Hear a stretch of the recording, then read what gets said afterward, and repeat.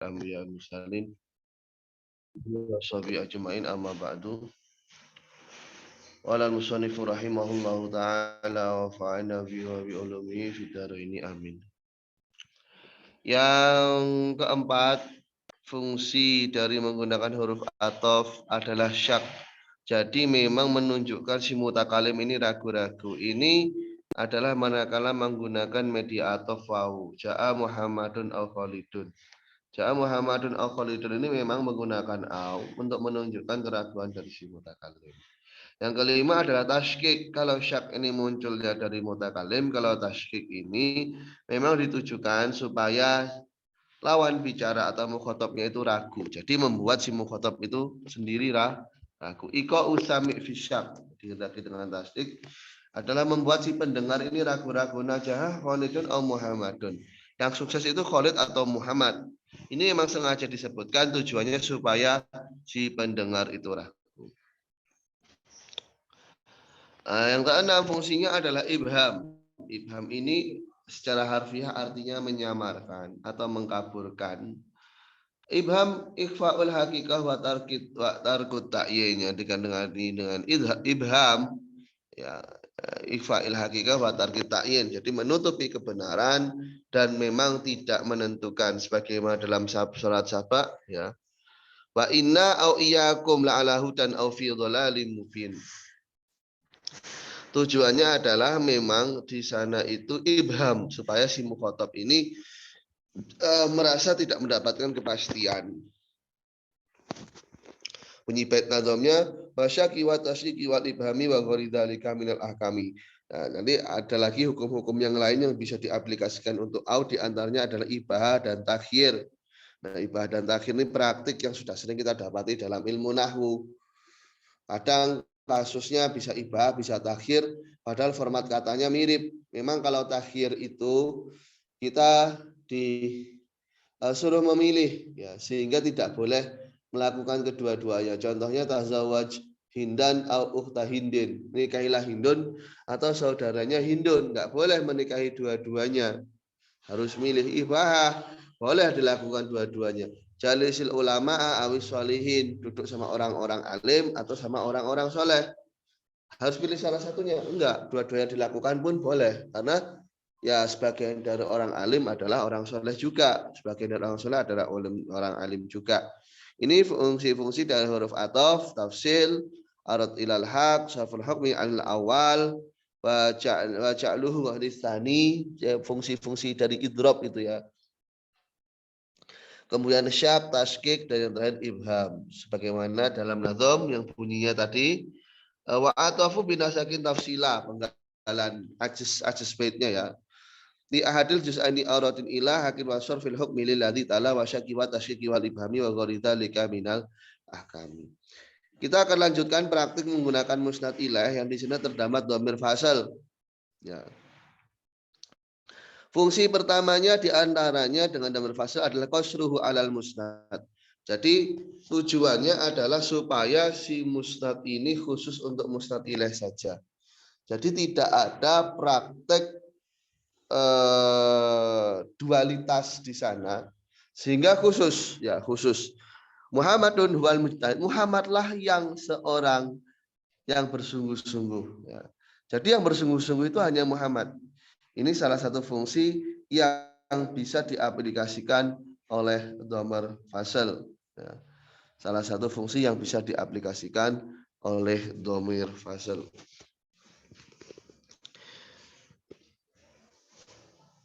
Jadi ketika dikatakan qul huwallahu ahad, ya, qul huwallahu ahad, ya, yang satu itu ya hanya Allah, karena yang lainnya itu Allah ciptakan berpasang-pasangan, yang satu itu hanya Allah. Wa fasluhu yufidu qasal musnati alaihi. Jadi adanya dhamir fasal itu tujuannya untuk membatasi musnad ilaih kepada membatasi musnad kepada musnad ilaih. Ya, jadi nanti yang musnad ilaihnya menjadi maksur alaih, musnadnya menjadi maksur. Jadi makna musnad itu terbatas kepada maksur alaih saja. Contohnya kasufi huwal muhtadi, yang mendapatkan petunjuk itu ya hanya orang-orang sufi saja, yakni anal hidayata khoswatun bisufi. Orang yang mau membersihkan dirinya dari penyakit hati, dari segala kesenangan duniawi yang bisa menggerogoti keimanannya, menggerogoti kesalihannya dalam beribadah. Ya, inilah memang adalah orang yang mendapat hidayah. Tapi ya sekali lagi namanya sufi itu bukan berarti nggak boleh kaya. Ya boleh kaya. Sahabat Abdurrahman bin Auf itu beliau seorang sufi karena hartanya itu hanya di tangannya, tidak mengambil tempat di hatinya. Taqdimul mustad ilaih. Nah, berikutnya adalah praktik mendahulukan mustad ilaih. Ini al aslu mengacu hukum asalnya. Ya memang hukum asalnya mustad ilaih itu taruh depan. Muhammadun syairun. Kenapa kok Muhammad taruh depan? Ya, hukum asalnya begitu karena mustad ilaih ini mahkum alaih. Nah, mahkum alaih itu mendahului hukumnya, mendahului mahkum bihnya. Oleh karena didahulukan. Yang kedua tujuannya adalah taswif ya. Jadi supaya di sana itu hati seseorang akan memprediksi, akan mencari akan menebak kira-kira khobarnya ini apa. Ya. Akan menebak khobarnya ini apa. Syafa yasufu itu artinya melihat atau meneliti. Ya, contohnya sama seperti yang kemarin waladzi haratil bariyatu fi hayawanun mustahdatsun min jamadi. Nah, khobarnya yang ada pada hayawan mustahdatsun min jamadi ini enggak disebut, ini disebutkan belakangan. Memang supaya ketika disebutkan mubtada'nya waladzi harat baratil fihi, disebutkan mustad ilaihnya, ini supaya si pendengar itu menanti, menebak kira-kira khobarnya ini apa gitu. Sebuah sosok yang membuat manusia itu kebingungan. Wa qadamu lil asfi au tashwifi li khobarin. Ya, supaya berusaha meneliti, mencari tahu tentang khobar itu. Yang ketiga taladzud, merasakan kenikmatan dengan menyebutnya lebih dahulu. Umpama su'aduna jahat, hananu rojaat. Hunanu rojaat. Di sini su'ad dan hunan ini sama-sama diletakkan di depan. Karena taladzud merasa nikmat menyebutnya. Nama cewek. Yang keempat tasyrif. Tasyrif ini untuk mengagungkannya. Al-Qur'anu mahfud. Quran itu dijaga. Nah, padahal bisa juga dikatakan mahfudul Quran. Mahfudun Al-Quran. Bisa. Tapi Quran didahulukan di ajli tasyrif wa ta'zim. Harusnya diprioritaskan dalam penyebutan. Taladzudin dan tasyrif. Yang kelima al-hatu. Ya, jadi merendahkan derajatnya. Ya, contohnya Ibnul Hajami hadoro. Anak si tukang bekam telah hadir. Anak si tukang bekam sudah hadir. Ihtimam, ya supaya dianggap penting, ya memprioritaskan. Fungsinya ihtimam. Yang ketujuh tanzim. Jadi menyesuaikan dengan runtutan bait nazumnya, menyesuaikan dengan wazan syairnya. Jadi ada al-hati, ihtiman, tanzim. Wahati ini ihtimamini tanzimi. Yang kedelapan tafaul. Tafaul itu artinya mengharapkan atau memupuk cita-cita. Ya. Min ajli ta'jilil farah wa surur, ya supaya didahulukan di sana supaya ada nilai kebahagiaan yang bisa didapatkan segera. Ya. Jadi ini memang lafadz mimma tamilu ilaihi an-nafsu. Merupakan lafadz yang memang disukai oleh jiwa seseorang. Wa tatafa'alu bihi, dan jiwa itu mengharapkan hal itu. Ya, menanam cita-cita pada hal itu. Contohnya anajihuna sa'alu angka, orang-orang sukses itu menanyai tentangmu. Di sini diletakkan lebih dahulu karena minta jilil farah wasurur. Ya, karena untuk mendahulukan rasa cinta, rasa bahagia, rasa senang. Wa min tafaulin. Ya. Berharap kesuksesannya itu juga akan memapar kepada yang lain. Nomor 9 tahdid, memberikan dorongan. Tahdid ini agak maksa gitu ya. Oh, taksis, maaf, taksis. Taksis bin ajli taksisi nafil fi'li bil musnadi ilaihi. Jadi tujuannya untuk mengkhususkan ya bahwasanya pekerjaan tersebut Memang tidak ada pada musnad ilahnya. Ma Khalidun angsha'al qasidah. Khalid itu bukan orang yang buat qasidah. Nah, di sini kata Khalid didahulukan karena ingin memang ya dikhususkan untuk menafian fiil padanya. Jadi memang tujuannya untuk menafikan konsep insya pengarangan qasidah dari si Khalid. Fa fi hadza tarkib bab itu yufidu taqdimul mustad ilaihi nafyal fi'li anil mustad ilaihi wa thubutahu li ghairihi. Maka dalam kasus yang semacam ini sudah jelas konsep nafi dari fi'il itu hanya berlaku untuk Khalid saja dan berlaku juga dan tidak berlaku untuk yang lain. Dan tidak berlaku untuk yang lain. Bukanlah Khalid yang mengarang qasidah, oh berarti orang lain di sana. Meskipun tidak ditakyin. Contohnya yang lain, Ma Muhammadun kata Bafi Saburo, bukan Muhammad yang menulis di papan. Ma ana rafa'tu sauti fauqa sautil ustad. Bukan aku yang mengangkat suaraku di hadapan atau lebih tinggi daripada suara ustad. Ya. Ini sudah jelas ya untuk rinciannya. Di sini juga syarihnya menyebutkan lalu pamalahat anul musadilai yajibu ayas bikahu nafyun wa yakunal mustadu fi'lan.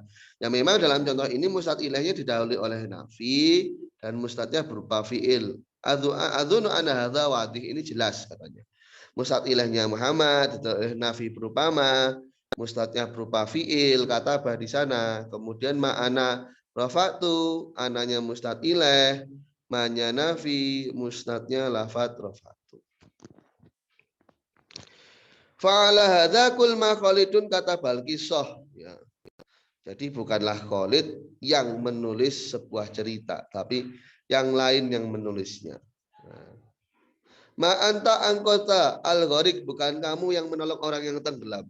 Ma ana tarakul bab, bukan aku yang mengetuk pintu, dan contoh-contoh yang lain yang senada. Yang ke-10 tujuannya adalah takmim. Jadi kalau tadi ada fungsi taksis manakala didahului oleh nafi, ini justru dalam kasus ini maknanya adalah takmim. Min ajli ifadati syumulin nafyi. Ya, jadi umumus salbi atau umumun nafi. Kan memang kasus gini, mustad ilah bertemu dengan nafi itu nanti maknanya adalah umumun nafi. Tapi kalau nanti musnad yang bertemu dengan nafi itu bisa jadi ada kemungkinan untuk nafyul umum. Ya, ada kemungkinan untuk nafyul umum. Jadi bukan umumun nafi tapi nafyul umum. Ya. Nanti ada penjelasannya di bait Jalalain Maknun juga mengenai umumun nafi dan nafyul umum. Contohnya kullu kasulin layuh taromu. Setiap orang malas itu tidak dimuliakan. Ya, setiap orang malas tidak dimuliakan. Kita perbandingkan dengan contoh tidak dimuliakan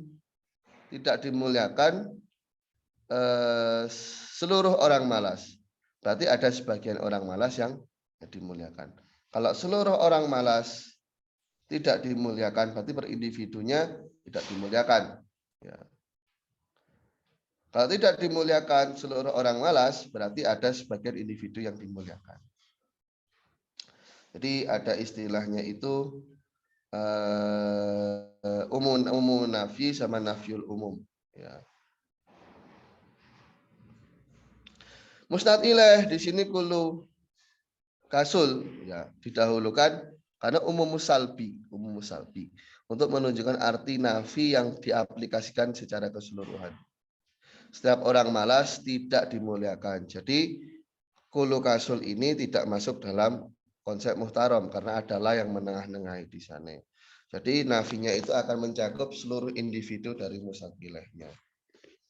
Hadza huwa umum musalbi. Nah, semua prakteknya juga semacam itu. Kullu muhmilin la yanjah. Setiap murid yang abai dengan pelajaran tidak akan lulus. Kullu zalimin la yuflih. Orang zalim enggak akan beruntung. Kullu alimin la yadi. orang alim itu tidak akan menyia-nyiakan. Ini praktek umumus salbi. Jadi mustad ilaih itu bisa berfaedah umumus salbi dengan beberapa syarat. Yang pertama, mustad ilaihnya menggunakan lafadz yang umum, tidak menggunakan lafadz yang khusus. Lafadz-lafadz umum, ya, sebagaimana disinggung dalam usul fikih itu kan isim nakiroh yang bertemu dengan la itu nanti maknanya umum. Ya. Kemudian fi'lan masbukon biharafin nafi. Ya, ini kalau konsepnya pakai fi'il. Fi'ilnya didahului oleh harf nafi. Ayakuna mustadu ilahi ghairu ma'mulin li fi'lin nafi. Mustad ilaihnya bukan makmul untuk fi'il nafinya. Tapi makmul dari fi'il nafinya adalah dhamir. Nah, dari semua contoh ini, kullu muhmilin, kullu zalimin, kullu alimin, bukan makmul dari fiil setelahnya, karena makmul dari fiil setelahnya itu adalah dhamir huwa, dhamir mustatir, ya, mustatir yang kembali kepada mubtada. Berikutnya tafaul. Ya, tafaul ini membahagiakan. Ya, tadi sudah sempat kita singgung tafaul.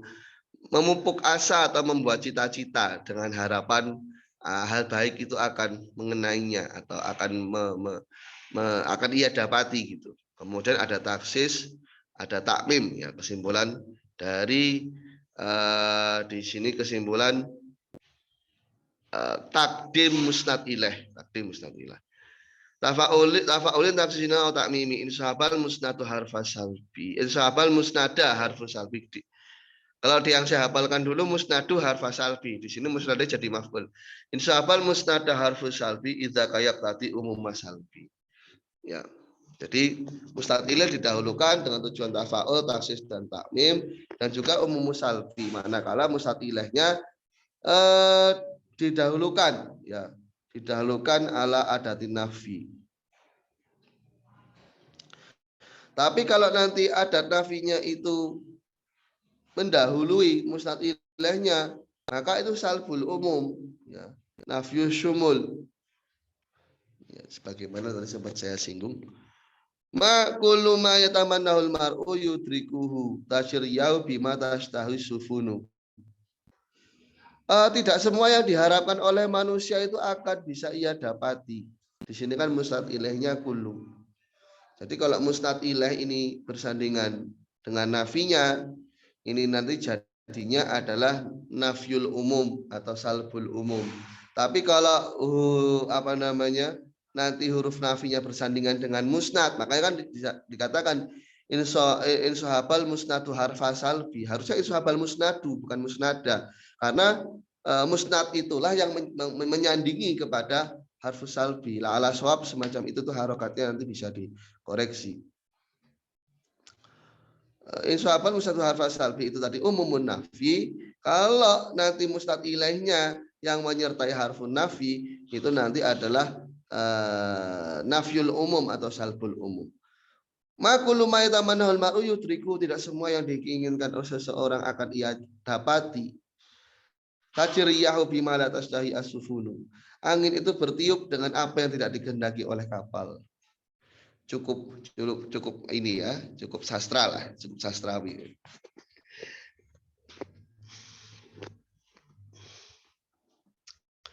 Oke, sampai sini dulu. Akhi Fuad Anis atau Anis Antum tuh namanya Fuad Anis atau Anis Fuad? Saya bingung.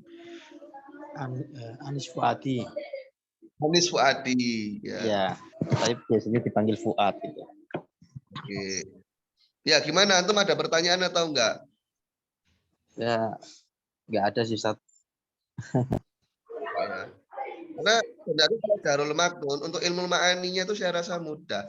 Nanti tingkat kompleksitasnya itu akan mulai beragam saat kita belajar ilmu badiknya kalau jawab. Kuat di badiknya menurut saya. Karena Jauharul Maknun ini kan kita peringkasan. Jadi Talkhisul Miftah. Talkhisul Miftah ringkasan dari Al-Miftah. Yang namanya kitab Mulakhos itu pasti kekurangannya sedikit. mau komplit ya harus kembali ke al-miftahnya. Apalagi ilmu badi itu kan jarang kita kaji dan kita temui. Kalau ilmu ini masih bisa komparasikan dengan, tapi kalau ilmu badi nanti sudah mulai loncat-loncat, komparasinya dengan arus, komparasinya dengan mantik, ada nanti salah satu, tapi di dalam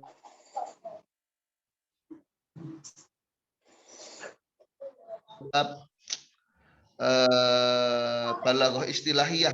Balaghah istilahiyah itu termasuk ilmu badi adalah semacam retorika dengan ilmu mantik. Jadi badi pun itu nanti ada yakhud haizi, apa namanya, mengambil sebagian ruang dari pembahasan mantik. Makanya tingkat kompleksitas di ilmu badi itu yang agak repot sebenarnya. Kalau masih ilmu ma'ani ini gampang.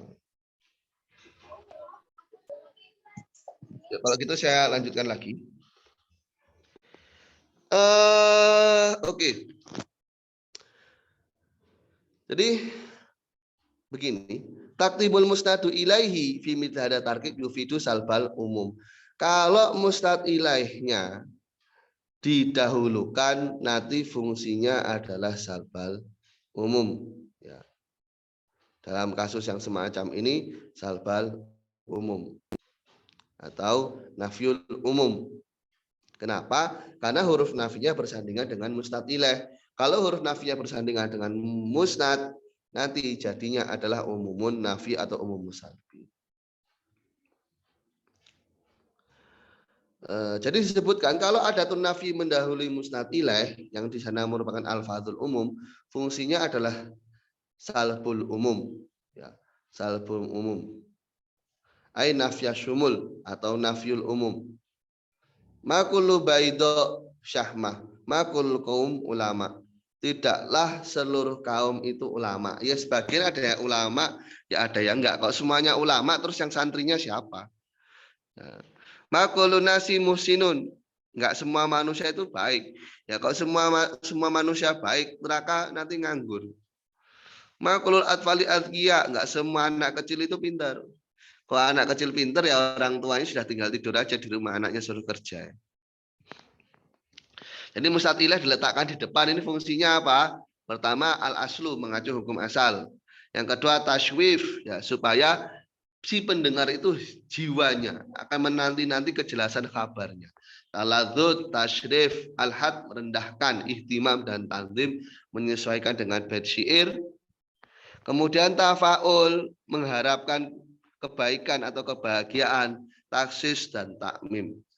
Waqaddamu lil asli au tashwifi tai khobarin taladudin tashrifi wa hatini timami nau tandimi tafaulin taksisi nau takmimi insuhabal musnadu harfa salbi. Seingat saya, yang menurut saya juga yang cuek, yang sesuai itu insuhabal musnadu harfa salbi. Jadi musnadnya itu yang membersamai harfu salbinya di depan disertai dengan musnad. Macam itu.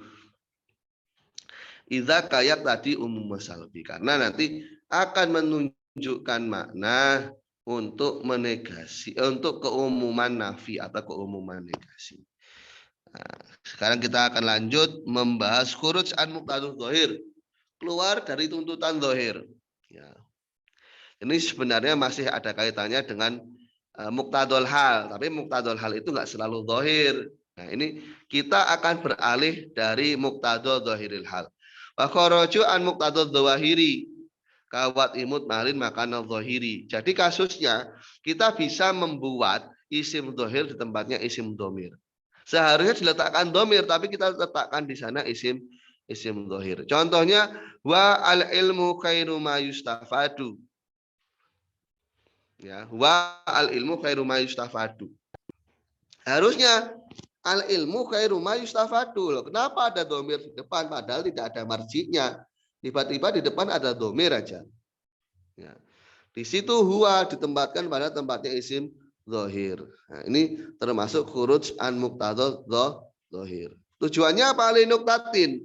Ada faidah azimahnya, ada fungsi tersembunyinya. Jadi keluar dari muqtadha dzahir itu karena ada fungsi sastrawinya, enggak sembarangan. Contohnya kabatin. Jadi supaya si pendengar ini termotivasi atau terbangkitkan jiwanya untuk konsentrasi mendengarkan khobar. Jadi supaya dia fokus. Dia tamakana minha kula tamakunin, supaya dia itu benar-benar berkonsentrasi akan adanya khobar yang nanti akan disebutkan. Karena ketika disebutkan dengan domir yang tidak ada marjinya, ini gimana maksudnya? Pasti dia akan terkonsentrasi untuk mendengarkan khobarnya. Contohnya huwal adlu mahbubun, huwal adlu mahbubun. Dia adalah keadilan yang dicintai dibandingkan dengan keadilan itu dicintai. Tentu dengan menyebutkan kata dia, ini akan memotivasi si pendengar untuk fokus mengenai apa yang akan disampaikan berikutnya. Ya, kurang lebih baksin itu fungsi yang pertama dari watul ismil dhahir fi watul dhamir fi makan ismil dhahir, meletakkan dhamir dalam tempatnya isim dhahir. Nanti ada kebalikannya. Kadzalika watul ismil dhahir fi makanil dhamir, meletakkan isim dhahir di tempatnya isim dhamir, ya. Jadi harusnya diisi dengan isim dhamir, malah diisi oleh isim dhahir. Nanti bisa diisi oleh isim isyarah, ya. Fa in kana ismal isyarah isma isyaratin fanukatu al balaghiyatu hiya, maka fungsi sastrawinya adalah kamalul inayah bi ta'biril musnadi ilaihi. Jadi sangat peduli atau sangat berupaya untuk memahami supaya bisa membedakan musnad ilaih dibandingkan dengan yang lain. Yang namanya isyarah itu kan ada musyar ilaihnya. Musyar ilaih itu sesuatu yang ditunjukkan oleh isyarah sehingga kita akan terkonsentrasi pada poin itu. Contohnya sebagaimana tadi di syair, ya. Kam akilin ayat madzahibuhu wa jahilin talqahu marzuqa. Hadzal ladzi tarakal awhama hairah. Hadzal ladzi, ini orang ini. Orang ini menggunakan bahasa orang ini. Sebenarnya menggunakan domir. Kenapa? Karena sebelumnya telah dibahas. Tapi kenapa menggunakan isim isyarah? Tujuannya adalah untuk kamalul inayah ditamyizil musnad ilaih, berkonsentrasi penuh untuk menentukan mana musnad ilaihnya. Ya, kamalul musnad ilaih. Yang kedua, tujuannya adalah sukhriyah, ya. Jadi tujuannya untuk menghina si musnad ilaih. Umpama ada orang tunanetra yang bertanya padamu, man huwa sahibu hadzal sauti? Ya. Ini suara siapa yang indah ketika melatunkan Al-Quran?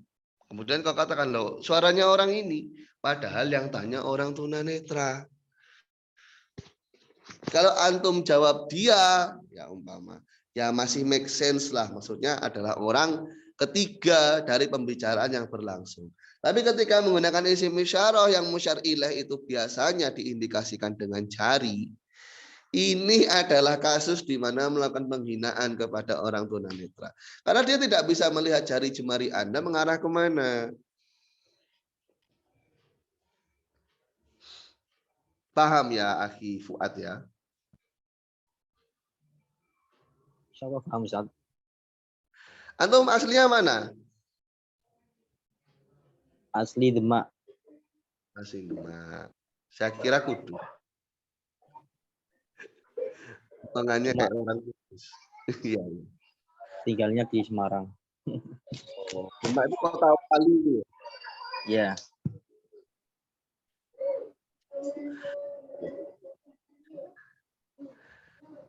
Nih, saya lanjutkan. Nah,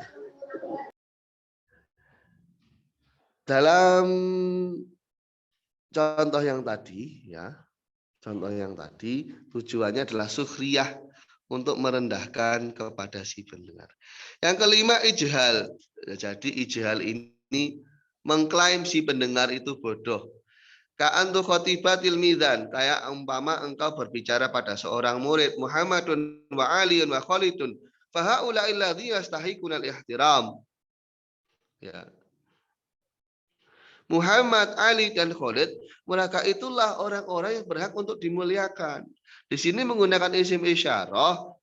Kenapa? Karena secara tidak langsung ingin mengatakan bahwasanya si pendengarnya ini bodoh. Mereka ini loh yang harusnya kamu muliakan. Jadi menggunakan isyarat di sini fungsinya itu supaya si pendengar ini tersadar, oh ternyata saya ini nggak tahu gitu. Atau memang di sana itu gaya penyampaian semacam itu secara tidak langsung adalah mengatakan kamu tuh bodoh ya. Ini orang yang harus kamu muliakan. Ijhal. Secara nggak langsung mengatakan mereka bodoh si pendengarnya. Karena dengan penyampaian semacam itu seolah mereka nggak ngerti siapa yang harusnya dimuliakan. Berikutnya aksu nisbatil mukhatab ilal baladah. Ai nisbatuhu ilal fatonah. Merubah persepsi mukhatab, Ya. Yang aksu nisbatil mukhatab ilal baladah, merubah persepsi mukhatab pada kebodohan. Jadi merubahnya kepada fatonah. Bahwasanya sebenarnya dia tidak bodoh tapi pintar.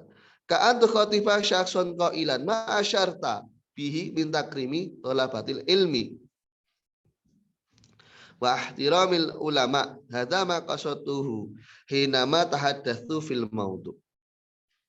Nah, di sini ya menggunakan isim dhamir hadza yang menggantikan isim dhamir huwa, tujuannya adalah untuk merubah persepsinya. Karena awalnya kau berbicara pada seseorang, aku tidak menunjuknya karena aku tidak menunjuknya disebabkan memuliakan para pencari ilmu. Nah, dan memuliakan para ulama itu tidak aku tujukan manakala aku berbicara dalam tema tersebut. Nah, maknanya apa? Ya, maknanya di sini adalah at-ta'rid di fatanatil mukhatab wa dzakaihi. Haitsu annaka asyarta ilahi ila syai'in maknawin mujaradin ka'annahu syai'un madiyun mujassadun ta'ridun bi fatanatihi wa dzakaihi. Jadi konsep ihtiramul ulama ini sesuatu yang sifatnya abstrak tapi diwakilkan dengan isim isyarah yang biasanya kan isyarah kaitannya dengan hisi, ya, dengan panca indera kita. Nah, ini apa istilahnya? Menggunakan redaksi semacam ini karena memang supaya ya ini untuk memperlihatkan si mukhatab ini sebenarnya nggak bodoh. Buktinya apa? Ia bisa memahami retorika kita yang mengisyarahkan kepada sesuatu yang enggak konkret, pada sesuatu yang abstrak. Jadi kan ihtiramul ulama, ya wahtiramul ulama, hadza. Nah, harusnya kan huwa. Kalau hadza kan berarti bendanya itu ada. Nah, tapi tidak demikian. Tujuannya apa? Ya memang untuk memperlihatkan bahwasanya si mukhatab ini ternyata enggak bodoh. Dia bisa, meskipun katakan dia tidak melakukan sesuatu yang seharusnya, ya katakan dia melakukan sebuah pelanggaran atau tidak melakukan prosedur SOP pemuliaan terhadap tamu umpama, tapi ternyata dia sebenarnya tidak bodoh-bodoh juga karena di sini menggunakan isim isyarah dan dia bisa memahami itu. Ya. Jadi kan di sini kita apa istilahnya? Menstandarisasi tingkat intelijensia dari si mukhatab kita.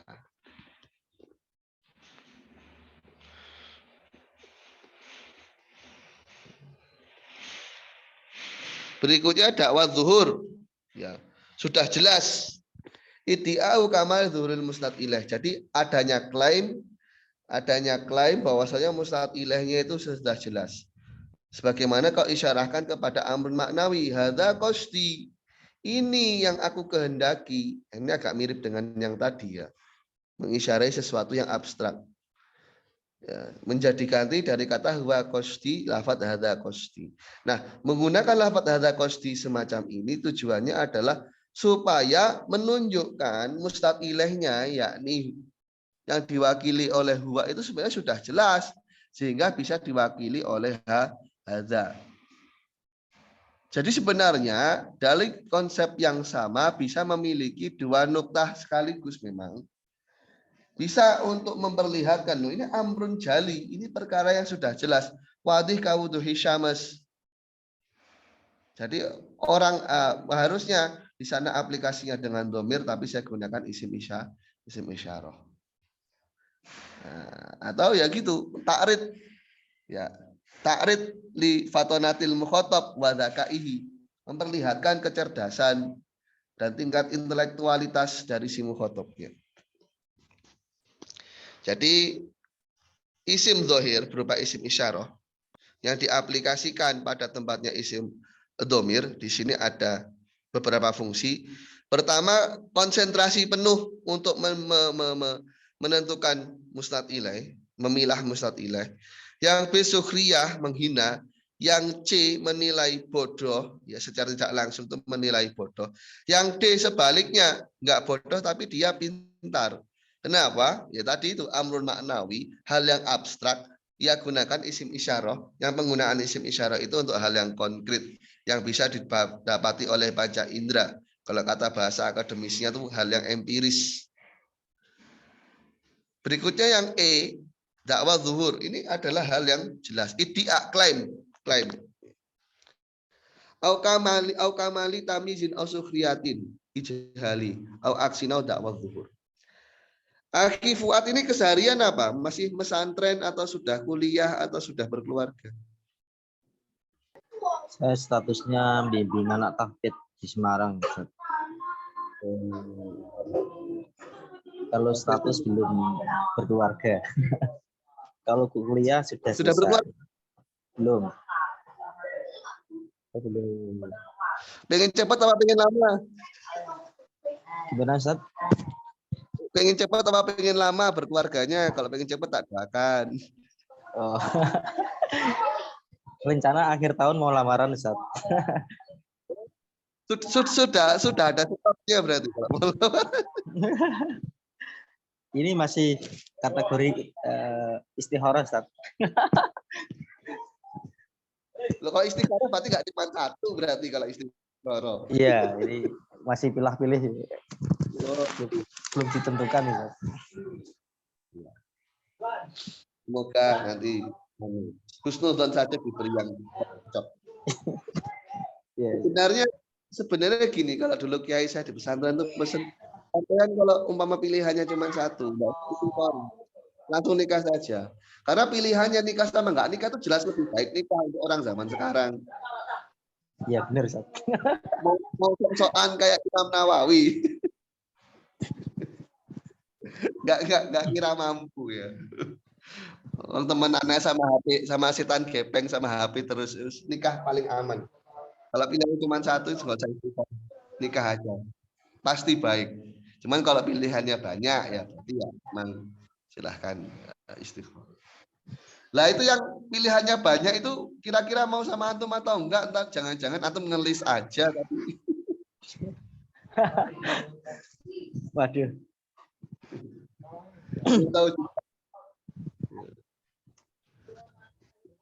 Ya nanti kalau mau semua ya semoga dipermudah. Amin. Sulit itu. Rezeki orang nggak tahu ya. Barangkali antum rezekinya kan nggak hanya. Ya, saya lanjutkan.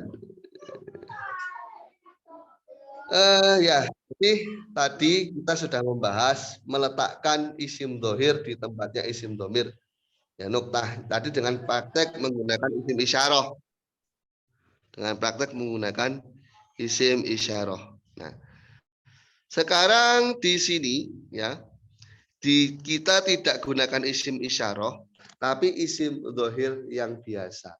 Jadi kalau dalam Mukhtasar Jiddan itu kan Syekh Ahmad Zaini Dahlan definisikan namanya isim dohir itu kan maya dulu ala musamahu bila qaidin.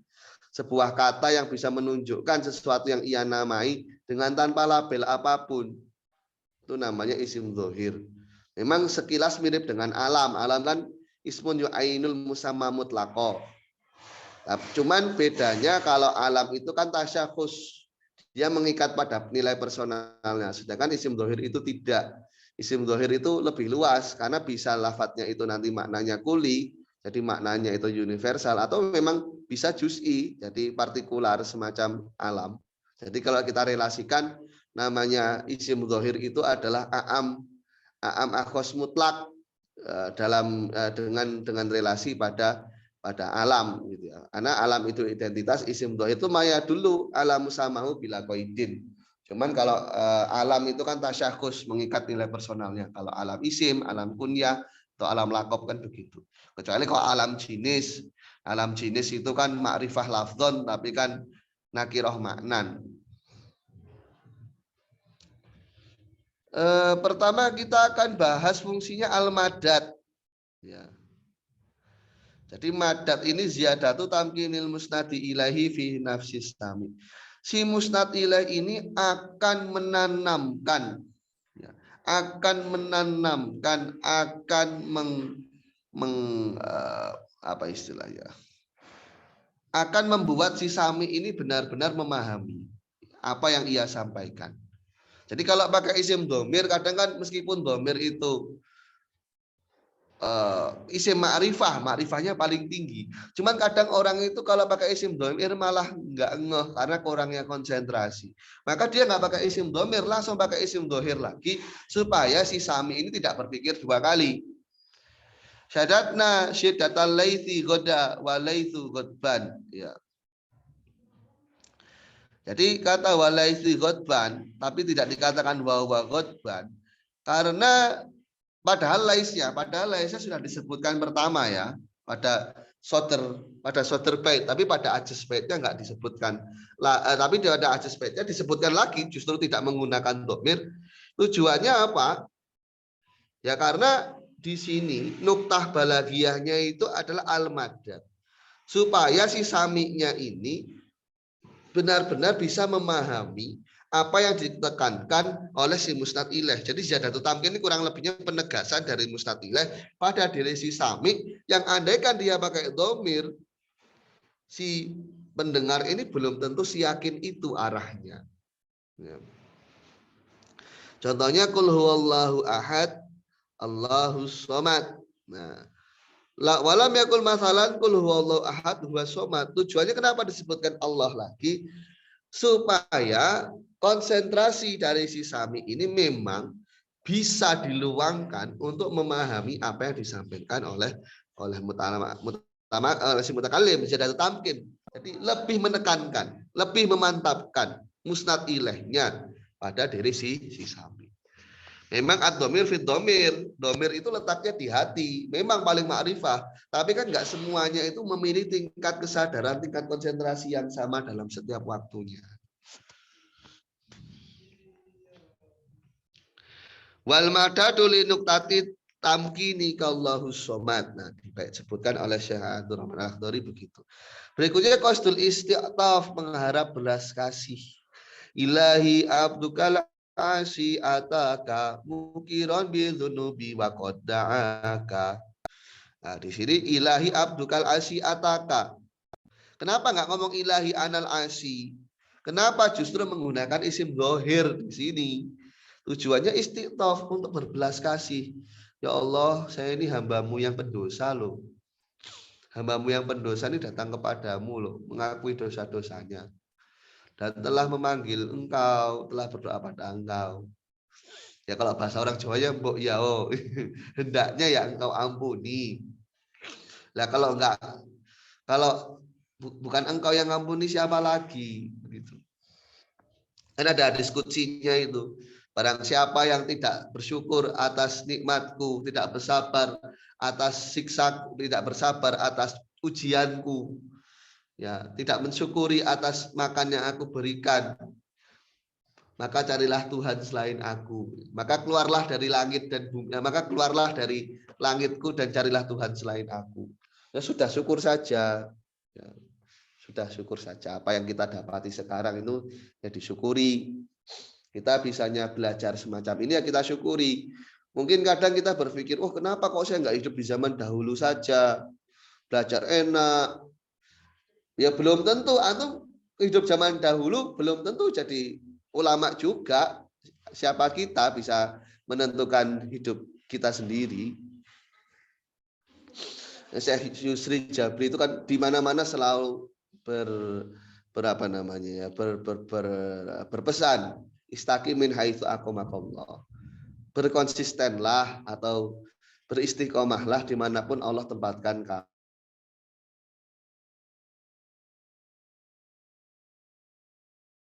Tidak perlu tulul amal istilahnya. Terlalu panjang angan-angan. Ya pokoknya ngaji saja, masalah ntar jadi apa itu terserah Allah. Pesen-pesennya kiai-kiai dulu juga sama. Ya kalau kita kayak gitu nanti kita nggak punya cita-cita. Ya kita harus bedakan mana yang namanya di sana itu cita-cita berlandaskan nafsu, kita ingin jadi orang hebat, atau memang di sana tuh cita-cita yang tujuannya apa namanya? Liirdoillah, membuat Allah ridho, atau li'ilali kalimatillah. Itu kan dua konsep yang berbeda meskipun seolah-olah goalnya itu sama, cuman kan motif yang kita lakukan itu kan berbeda. Ini sini nggak ceramah, ini saya sambil mengingatkan diri saya sendiri. Kita ditempatkan ya orang yang kerja, ya nggak apa-apa kerja saja. Kerja itu kan juga pahala. Supaya kita kerja kita niatkan supaya kita tidak meminta-minta. Kerja kita niatkan supaya anak istri kita itu kebutuhannya terpenuhi. Itu kan juga jihad. Sama pahalanya. Macam itu. Yang penting itu banyak bersyukur. Banyak bersyukur. Ya, karena kadang-kala begini, ada orang-orang itu yang memang ini kan kita melihat secara real. Allah tempatkan manusia itu kan ada makom tajrid dan makom kasab. Ada orang yang Allah murnikan dia tuh nggak usah bekerja. Allah beri kecukupan terus. Allah beri kecukupan terus. Ada orang itu makomnya kasab. Ya kalau mau makan harus kerja. Dan itu nggak bisa loncat-loncat sehari saya tajil, sehari saya kasab. Itu murni suka-suka Allah. Semacam zaman sahabat ya, sahabat Abu Hurairah itu saat Rasulullah masih hidup.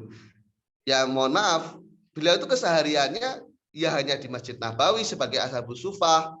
Rasul mau keluar beliau jemput, Rasul pulang diantar, jadi hanya gitu saja. Makanya dari mana? Ya sahabat-sahabat yang lain yang nanggung. Abu Hurairah minta, ya nggak minta. Ya memang sudah begitu jalannya.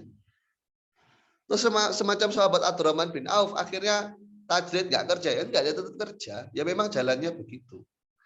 Memang jalannya begitu. Makanya sampai suatu ketika Rasulullah itu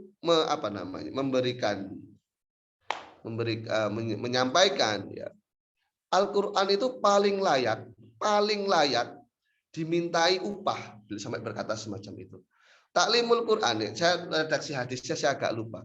Mengajarkan Al-Quran itu paling layak dimintai upah. Kenapa? Ini dia membawakan ayat-ayat Tuhan. Masa Anda nggak mau menghargai dibandingkan antum meminta kebutuhan duniawi. Ini kebutuhan ukhrawi kamu loh. Kamu nggak mau bayar. Itu bahasanya secara lepas. Kurang lebihnya demikian. Ya memang sudah Allah jadikan jalannya demikian. Yang salah itu kan umpama dia mengajar dengan tujuan duniawi. Kalau andaikan dia mengajar dengan tujuan akhirat, kemudian di sana masih ada semacam ujroh, yaitu ya aplikasinya nggak jauh dari ucapan Rasul yang mengatakan Al-Quran itu paling layak untuk dimintai upah. Justru kadangkala ya, kalau kita nggak mau, ini kita nggak mau dengan alasan ngaji kok bayar, nggak ikhlas. Kesannya kayak merendahkan agama memang. Kesannya merendahkan agama. Mungkin naktafi bihadzal qadr, saya malah ceramah ini. Hana kalau hamdika syada lantas. Assalamualaikum warahmatullahi wabarakatuh.